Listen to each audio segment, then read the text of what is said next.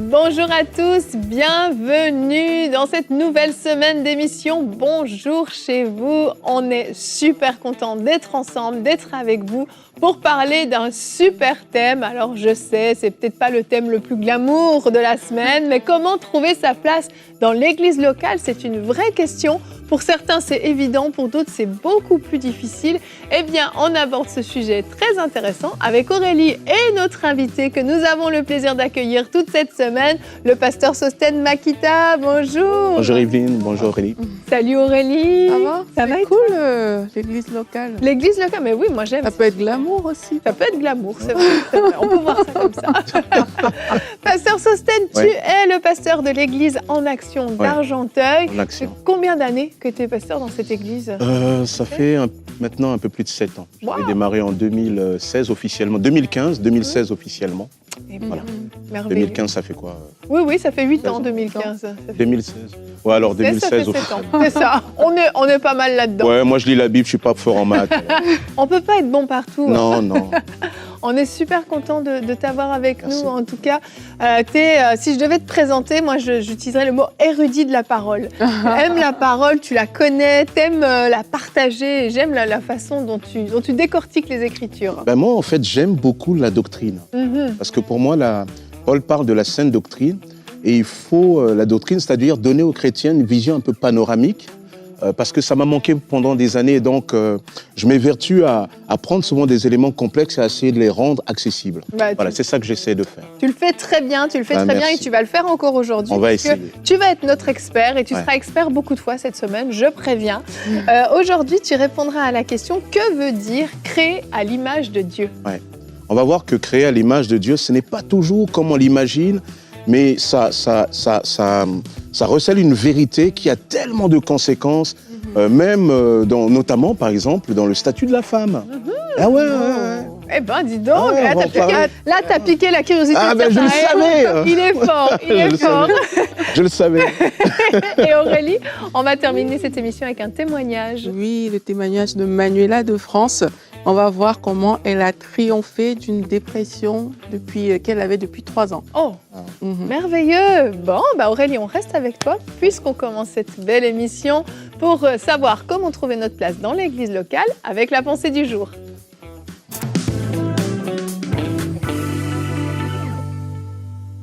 Alors, comment trouver sa place dans l'église locale? Dans Acte 9, on nous raconte la conversion de Saul. Et on voit que dès qu'il s'est converti, Dieu a amené Ananias. Je vous fais l'histoire très rapide. Il a reçu le Saint-Esprit. Et la Bible dit au verset 19 que Saul resta quelques jours avec les disciples qui étaient à Damas. Et aussitôt, il prêcha dans les synagogues que Jésus est le Fils de Dieu. Tous ceux qui l'entendaient étaient dans l'étonnement et disaient « N'est-ce pas celui qui persécutait à Jérusalem ceux qui invoquent ce nom? Et n'est-il pas venu ici pour les amener liés devant les principaux sacrificateurs ?» Cependant, Saul se fortifiait de plus en plus. Il confondait les Juifs qui habitaient Damas, démontrant que Jésus est le Christ. Alors, pourquoi est-ce que je mets en avant ce verset? C'est parce que Saul de Tarse, il n'était pas chrétien, mais là, en fait, il a commencé sa vie chrétienne dans l'église de l'époque, qui étaient les disciples.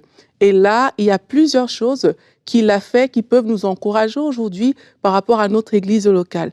La première chose que je veux te conseiller de faire pour trouver ta place dans l'église locale, c'est de t'intéresser à la vie de l'église. Saul n'est pas resté tout seul à part, il s'est joint aux frères, ça veut dire qu'il s'est intéressé à ce qui se passait dans l'assemblée de cette époque et c'est comme ça qu'il a pu grandir. Donc toi aussi, tu peux participer aux activités. Tu peux servir activement, même si tu es nouveau. Faut savoir que Saul, c'était nouveau. Ne sois pas passif. Et la fidélité dans les petites choses va t'ouvrir des portes pour des grandes choses. Pareil encore avec Paul, c'est qu'il a commencé comme ça. Les gens avaient même peur de lui au début, mais ça lui a ouvert les portes du ministère. Il est allé plus loin. Et peut-être aujourd'hui, tu es dans ton église locale, tu es un inconnu notoire, mais ta constance, le fait que tu t'impliques, le fait que tu serves, eh bien, ça va t'ouvrir d'autres portes et ça va te permettre de trouver ta place. La deuxième chose qui va dans le même sens, c'est approche-toi des autres. Quelquefois, j'entends cette parole de plusieurs personnes. Je suis allée dans cette église-là, personne ne m'a approché. C'est vrai, ce n'est pas cool quand personne ne t'approche. On aimerait être approché quand on arrive quelque part, surtout quand on est nouveau. Mais toi, tu peux t'approcher. Toi, tu peux faire le pas, tu peux t'intéresser aux gens, tu commences à bâtir ton réseau, tu t'intéresses à tout le monde et il y a des personnes avec qui tu vas connecter et ça va te permettre de trouver ta place.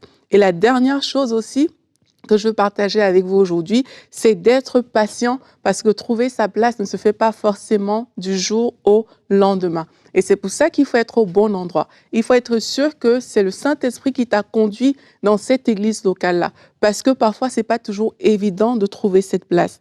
Et en fait, ce qui va se passer, c'est que plein de gens, ils vont venir dans une église, ils vont pointer du doigt des choses, ils vont dire, il n'y a pas d'amour ici, il n'y a pas ceci, il n'y a pas cela.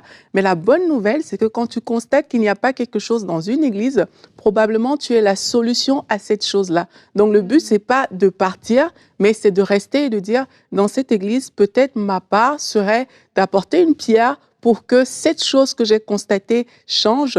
Et une fois que tu te mets en place pour le faire, ben, tu vas voir que tu vas t'intégrer et tu vas trouver ta place dans l'Église.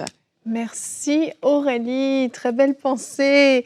Et on enchaîne tout de suite avec notre verset du jour. 1 Pierre 4,10 nous dit « Chacun de vous a reçu de Dieu un don particulier. Qu'il le mette au service des autres comme un bon gérant de la grâce infiniment variée de Dieu. » Et ce verset, il est intéressant. Et je vais faire une mini parenthèse, vous allez voir où je vais en venir. Dans ma maison, mes enfants participent à différentes tâches, selon leur âge, selon leurs compétences, leurs capacités. Je vais leur demander éventuellement de vider le lave-vaisselle, de mettre la table, de débarrasser leur place quand ils ont fini de manger, de mettre leur linge sale dans la corbeille à linge sale, etc., etc., sortir la poubelle, peu importe. Ils ont des tâches. Si mes enfants rentrent de l'école, vont s'enfermer dans leur chambre, je les appelle pour manger, viennent manger et repartent s'enfermer dans leur chambre, non seulement je vais avoir aucune communion avec eux, mais aussi ils ne participeront pas à la vie de la maison et je ne vais pas trouver ça normal. Et en fait, l'église locale, c'est notre maison, c'est une deuxième maison. Et dans cette maison-là, il est normal que tout le monde s'implique.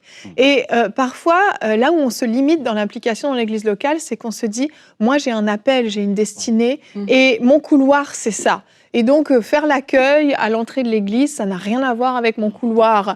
Passer le balai, ça n'a rien à voir. M'occuper des enfants, ça n'a rien à voir. Donc moi, ma destinée, je ne sais pas, c'est d'être chantre, par exemple, dans le groupe de louanges. Eh bien, si ce n'est pas là qu'on m'accueille, là que je sers, je ne servirai nulle part.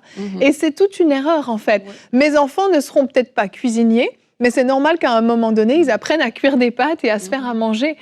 Mes enfants seront peut-être pas, je sais pas, éboueurs. C'est normal qu'ils sortent la poubelle de temps en temps.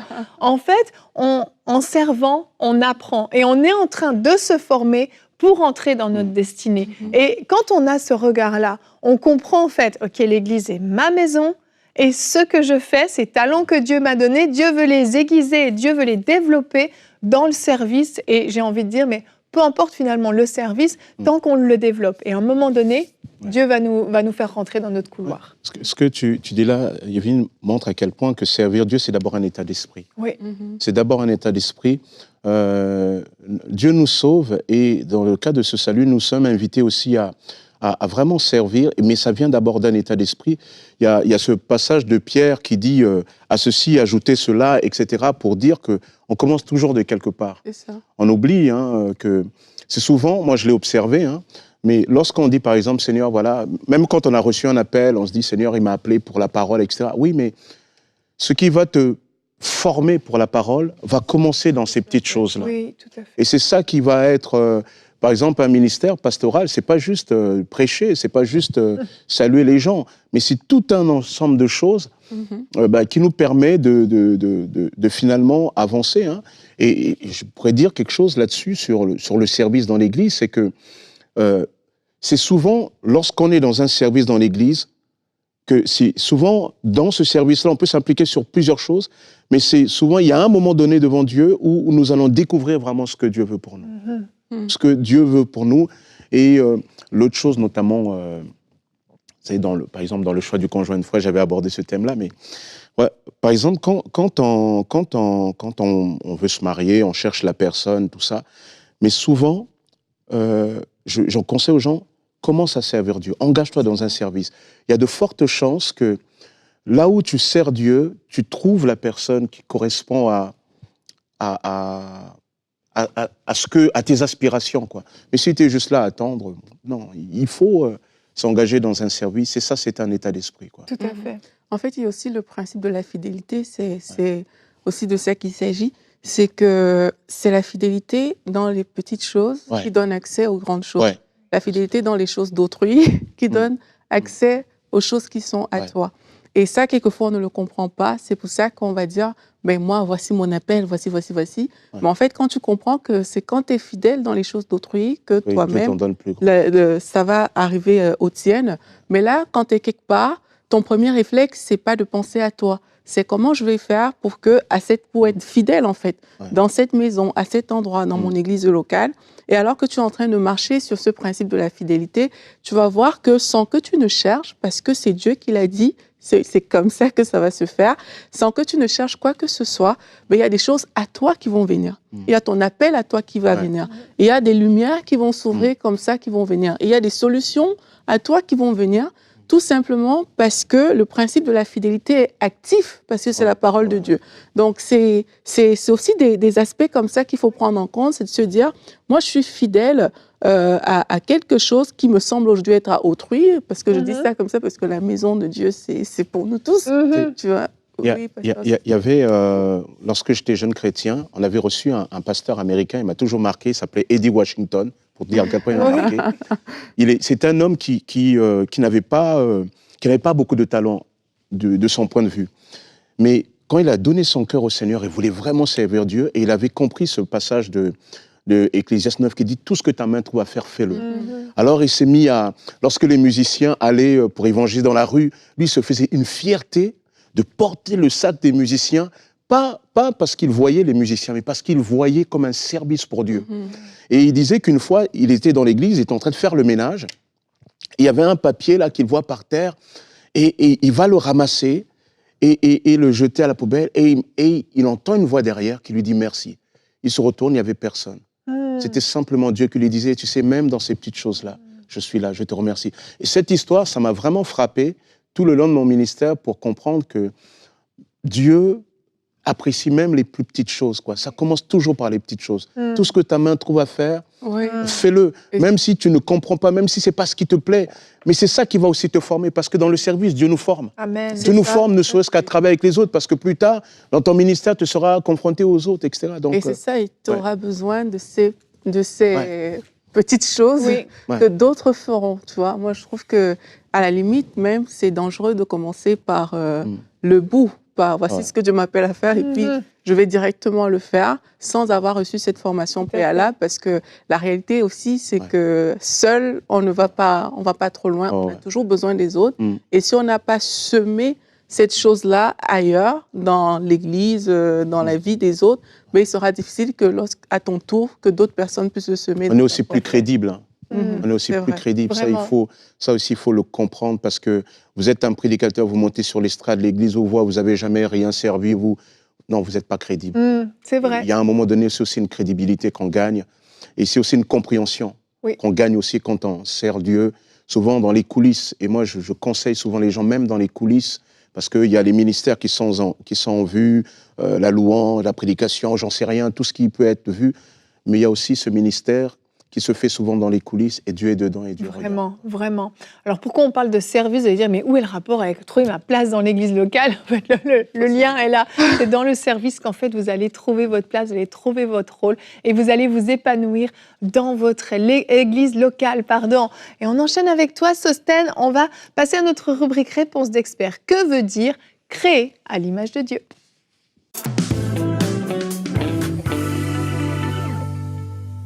Alors, nous lisons dans Genèse chapitre 1, versets 26 et 27, où il est dit « Puis Dieu dit, faisons l'homme à notre image, à notre ressemblance. » Plus loin, il est dit « Dieu créa l'homme à son image, il le créa à l'image de Dieu.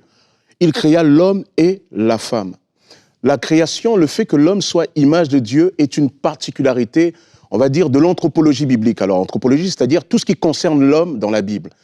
La création de l'homme part d'une délibération de la communauté trinitaire. La communauté trinitaire, le Père, le Fils et le Saint-Esprit disent « faisons l'homme à notre image ». Et c'est ça qui singularise la particularité de l'homme. Il faut d'abord, avant d'aller plus loin, préciser que l'homme n'est pas une émanation de Dieu, il n'est pas divin. Il faut aussi préciser que l'homme est créé à l'image de Dieu et non sur le modèle de Dieu. On va voir que c'est très important. Donc l'homme n'est pas une reproduction de Dieu. Hein. Donc il faut plutôt dire que Dieu a créé l'homme en le faisant son image. Dieu a créé l'homme en faisant son image. Et c'est là où toute l'importance du texte biblique, quand on regarde le mot image dans l'hébreu, c'est un mot hébreu, tselem. Tselem veut dire, c'est tiré d'une racine qui veut dire tailler, ciseler. Il s'applique à une sculpture, à une représentation concrète, comme une statue ou une idole fabriquée. Donc, l'homme est image de Dieu, non en raison de ce qu'il a, de ce qu'il possède, mais en raison de ce qu'il est. Très important. Alors, qu'est-ce qu'il est, l'homme, quand on regarde dans ce passage-là? En fait, le mot tselem, ça veut tout simplement dire que l'homme est représentant de Dieu. L'homme est représentant de Dieu au sein de la création. Donc, tselem ne concerne pas d'abord tel ou tel attribut de Dieu qu'on peut voir chez l'homme. Bien sûr, ces attributs sont nécessaires pour que l'homme puisse communiquer avec Dieu, mais l'homme est d'abord dans un statut. Image, c'est d'abord un statut que Dieu donne à l'homme. C'est un statut qui en fait un représentant, lui et la femme. Un statut, on parle souvent de souveraineté, hein, de souveraineté terrestre. En étant image, l'homme et la femme sont les représentants de Dieu sur la terre. Ils ont autorité sur les vivants. C'est pour ça qu'il est dit, faisons l'homme à notre image, afin qu'il domine, sans choquer quiconque.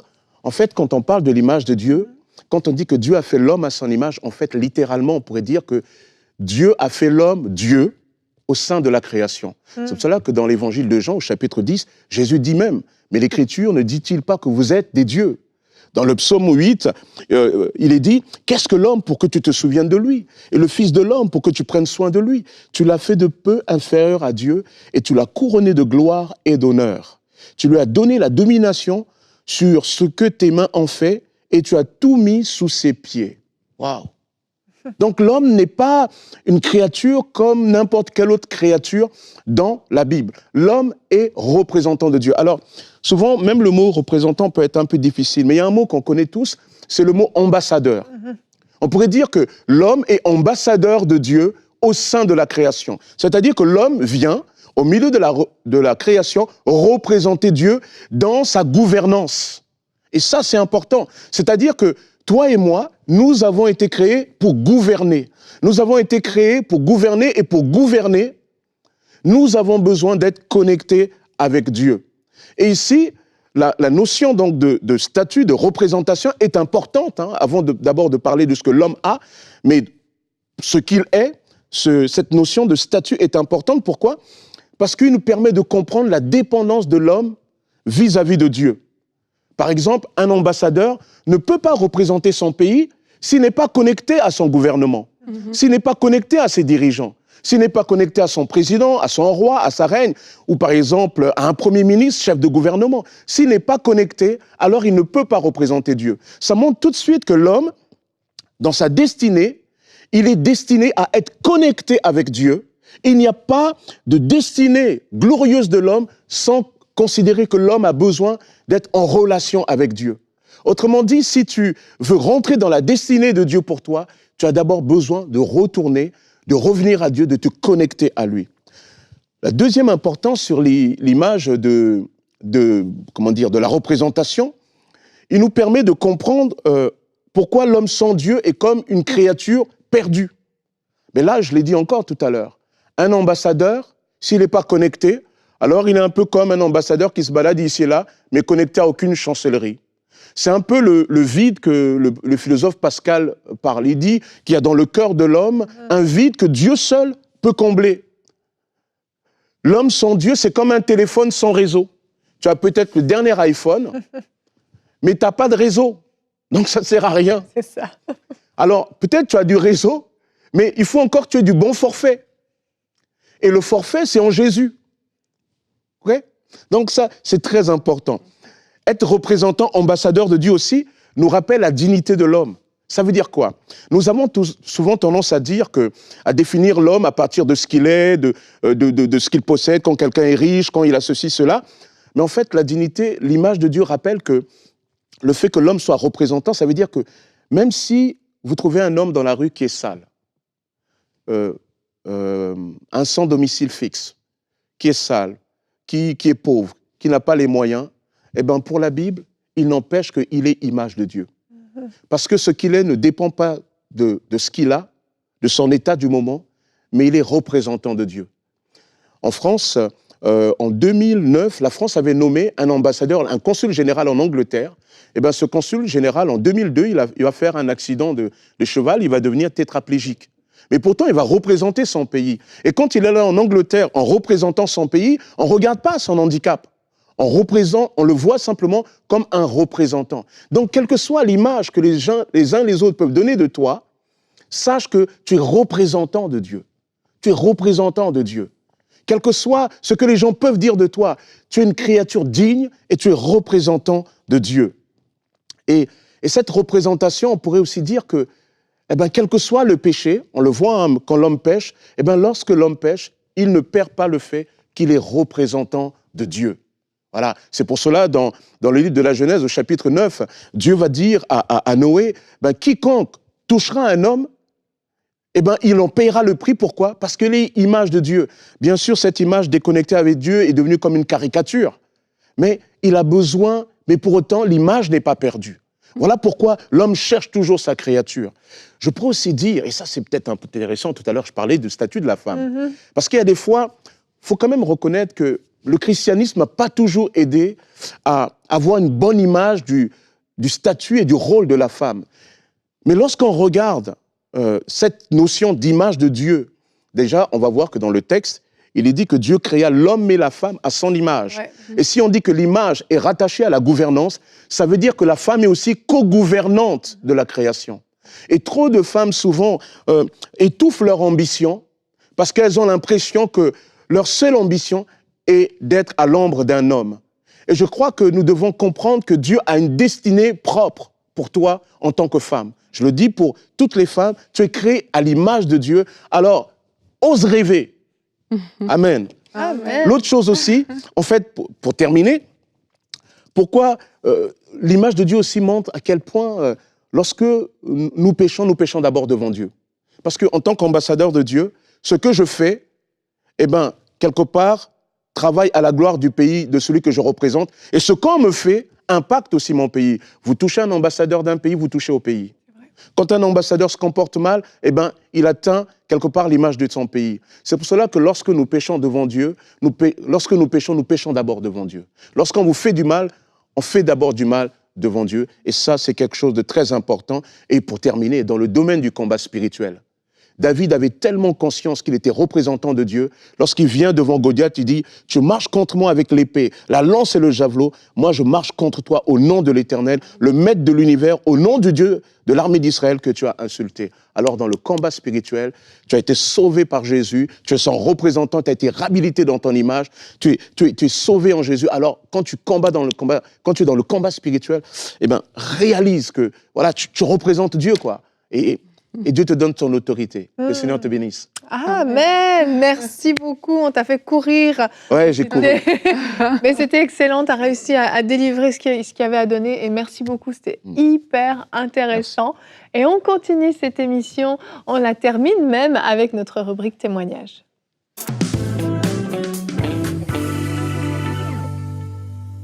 Donc, c'est l'histoire de Manuela. Comme je vous disais, elle vit en France. Et Manuela est mariée avec son époux. Ils ont 2 enfants. Elle nous explique qu'elle souffrait depuis environ 3 ans de dépression. Elle avait perdu sa mère pendant sa première grossesse. Donc, ça a été dur pour elle. Et après, il y a eu 1 an après, plus ou moins, son père également. Elle a perdu son père alors qu'elle était de nouveau enceinte. Et tout ça, accompagné des tensions dans son mariage, ça a fait en fait qu'elle est tombée dans un état d'angoisse. Et ça s'est intensifié avec le temps. Elle dit même qu'elle avait des pensées, des idées vraiment noires. Donc, ça ne l'a pas du tout aidé. Et c'était cette atmosphère qui l'a mis également dans un état, comme j'ai dit, dépressif. Et en 2023, elle a été mise sous des traitements avec antidépresseurs et anxiolytiques. Voilà. Elle dit qu'elle était incapable de s'occuper de ses enfants. Elle était incapable de travailler. Donc, ça donnait vraiment une situation qui était difficile et qui l'oppressait au point où, même dans sa famille, elle était presque inapte.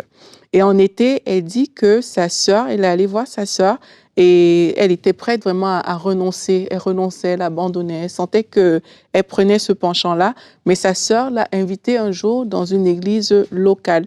Elle s'est rendue dans une église locale et là, il y a quelque chose qui s'est allumé en elle. Elle a écouté un message et qu'elle est rentrée chez elle ce soir-là. Elle a voulu suivre une émission Prière inspirée avec Jérémie qui s'appelle « L'Esprit te parle, apprends à l'écouter ». Elle dit que pendant la prière que Jérémie a fait, elle dit, je me suis agenouillée pour inviter le Saint-Esprit à se révéler à moi. Elle dit, c'est là que j'ai ressenti comme une présence m'envelopper, une joie inhabituelle monter en moi. Les larmes aux yeux, j'ai su que je venais de recevoir ma guérison. Alléluia. Elle dit aussi que ça fait 6 mois qu'elle n'a plus touché aux antidépresseurs. Elle a été entièrement délivrée de la dépression. L'atmosphère dans sa maison s'est nettement améliorée. Dieu est en train de restaurer son mariage et sa vie de prière se renouvelle chaque jour. Merci. Il a fallu qu'elle aille dans une église locale un soir. Il y a eu un message. Ça l'a poussée à chercher davantage, tomber sur une émission et là, elle a eu sa percée et sa délivrance. Merci, Seigneur. Gloire à Dieu. Dieu est bon. Alléluia. Merci beaucoup Aurélie. Merci à toi également Sostène pour cette très belle émission. Alors vous avez non seulement une place dans l'église locale, mais vous avez de la valeur aux yeux de Dieu, puisque comme Sostène l'a dit, vous avez été créé à l'image de Dieu. Et Dieu veut se servir de vous, Dieu veut vous utiliser en tant qu'ambassadeur. Vous êtes appelés à briller sur cette terre, mais également dans votre église locale. Alors n'hésitez pas à vous rapprocher de votre pasteur ou de différents responsables de département et aller à la rencontre des besoins que vous avez dans votre église locale. Vous êtes peut-être la solution pour amener aussi votre église encore plus loin. Alors demain, on sera encore ensemble. Sostène, tu feras une rubrique Coupe les relations. Demain, tu vas nous parler de 3 verbes autour d'un mariage qui dure. Oh, j'aime ton titre, ça sonne très bien. Et notre thème du jour sera Tu es né pour réussir. Alors, on réussit dans le mariage, mais on réussit aussi dans d'autres domaines. Alors, on se retrouve demain. Merci à tous d'avoir été avec nous et bonjour chez vous.